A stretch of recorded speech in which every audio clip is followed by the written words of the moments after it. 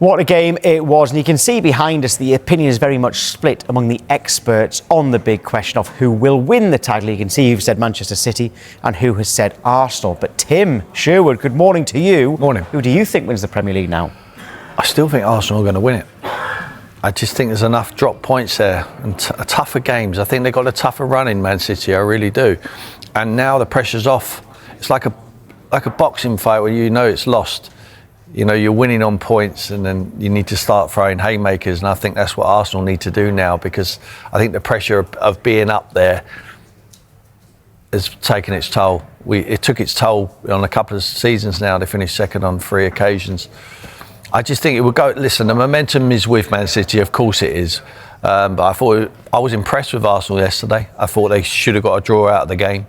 Obviously, you see the chance at the end there, the Gabriel header, and it's an easy header there from Kai Havertz. He has to score, and Gary says in commentary, if he scores that, it's over. It wasn't over. The big man steps up when he's needed on the big occasions. Then crucial moments, Haaland out-muscles Gabriel, shouldn't have been on the pitch anyway, and he finishes it off, and that is why they're champions. But I've looked at the fixtures this morning and I just feel like there is some tough games there for City. There's tough games for Arsenal also, but I just think they might just pip them. Well, let's go through the games then and have a look at who you've predicted for the run-in. You've said that Arsenal will win it, but let's see where you think clubs are dropping points. In fact, you've got Arsenal winning every game. They've only got 5 left, but you've got Manchester City unbeaten, but you think they will drop points away at Everton and Bournemouth. Everton's a tough place to go. We saw Liverpool. I know Liverpool are not Liverpool like the champions we saw last year, but it's going to be difficult for them to win up there. The Bournemouth game, we know how difficult it is to play Bournemouth, especially there. We're getting towards the back end of the season as well. Iriola's going to say goodbye to them fans. He's going to be chasing a Champions League spot, if not a Europa League spot. And for him to leave that club in that situation would be unbelievable. Now, they have no respect. No matter who they play, Bournemouth, they go on a front foot. There was a high press. It's going to be a tight pitch. That is no foregone conclusion, Tom. Really, that is the toughest game, in my opinion. And I just think David Moyes with the Everton game as well, especially being there at the Hill Dickinson, it's good. They're tough games. Arsenal ones, especially the home games, I see them winning their home games. They've got every game at this moment in time is difficult, but it's almost like being ripped away from them now. They're not holding on to anything. I know what it's like to be holding on. You think, oh, please don't come and take it from us. By the time they play again, Arsenal, they could be chasing. You know, I think they will be. I mean, City are going to go to Burnley and they're going to win, because it's going to be very, very difficult for Burnley to compete against them.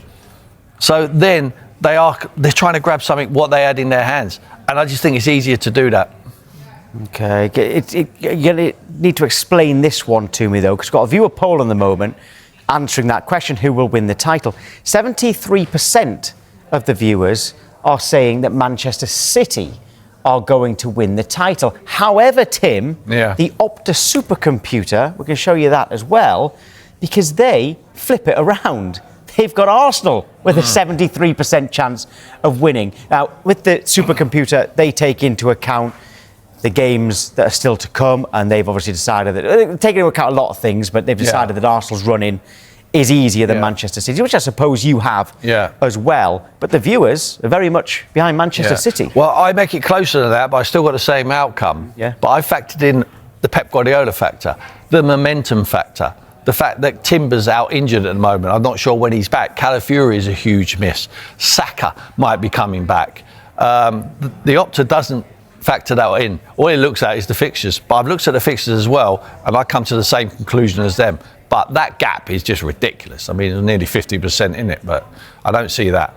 Yeah, you can see messages coming up on the bottom of your screen. Keep those messages coming in, and your voice notes as well. We're talking a lot about this game. And now our reporter Michael Bridge has joined us as well. What have you got for us, Michael? Plenty, Tom, plenty. So we'll hear about how good Manchester City are during the run-in. So let's try and put some context on that. We've gone back through the last 10 games of the previous 4 Premier League seasons. And as you can see, City's form is quite incredible. Remember, a maximum 30 points available. And back in 21-22, they took 24 points. Didn't lose a game and were champions. The next season was even better. They won 9 and drew 1 for a total of 28 points. Champions again. Now in 23-24, they put 25 points on their way to another title. And even when they missed out to Liverpool last season, they took 24 points from a possible 30. And just look at the defeats. Just 1 in the final 10 games across 4 seasons. What is it about April at Manchester City? Flip side, Arsenal are wobbling just at the wrong moment. This is what they've done across all competitions since the Carabao Cup final. Just 1 win, Sporting Lisbon, 4 defeats, and they've conceded twice as many goals as they've scored. And it's a bit of a theme for the Gooners. You may well have seen this already, but their form in April under Mikel Arteta is poor. It's their worst month in terms of a win percentage at a critical point of the season. Their win rate just 40.7%. Yeah, some great statistics there, Michael. Tim, having looked at those, what is it about Manchester City that make them so good in the run? In 4 seasons, all in all, the last 10 games, 40 games, 1 defeat. Manager. Simple as that. I must say, actually, you have got them down as not losing, just 2 draws there. Yeah, I just think difficult games. I wouldn't be surprised if they get over the line. Of course not, because of the genius which is in between the other 2 geniuses there. Pep Guardiola, it's all about him. It's all about course and distance. Been there, done it, seen it before, knowing when to have the charge, you know when to settle the players down, say the right things at the right time. Nothing tactical too much. It's all about managing their mental state when he knows it comes to the squeaky bum time, and that is certainly in April. If, like Bridgie's highlighted there, if that trend stays the same on the Arsenal side, they can't win it. You know, they're going to have to improve from that. I think I've stayed with them pretty much like a few of the guys yesterday. If they're picking Arsenal, I picked Arsenal at the beginning. I picked Arsenal certainly at the beginning of March when I think it was 11 points deficit. I mean, I haven't changed. I haven't changed all season. I think it's difficult to change. Obviously, my mindset knows now that it's going to be a little bit. Early on, Gabriel managed to block Haaland's shot before deflecting Ryan Cherki's strike onto the post.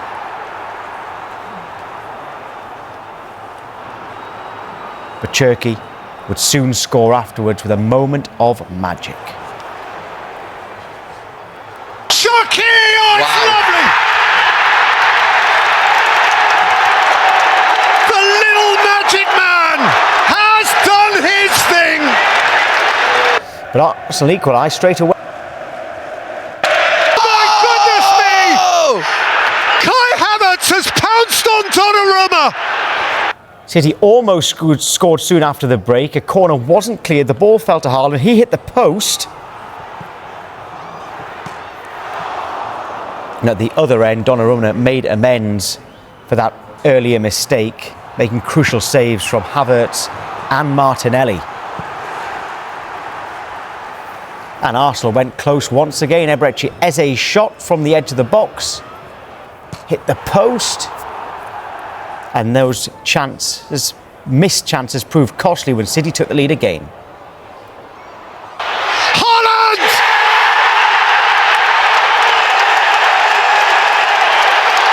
Manchester City in charge again. The big Norwegian insisted as much. Arsenal pushed for an equaliser and they hit the post again when Gabriel's header deflected onto it. But was Gabriel lucky to stay on the pitch? He appeared to move his head towards the City striker. The referee decided to give both Gabriel and Haaland a yellow card. It was almost a final twist as Arsenal had one more huge chance to equalise in stoppage time. Oh! Kai netting from the outside. And that could be the Premier League title.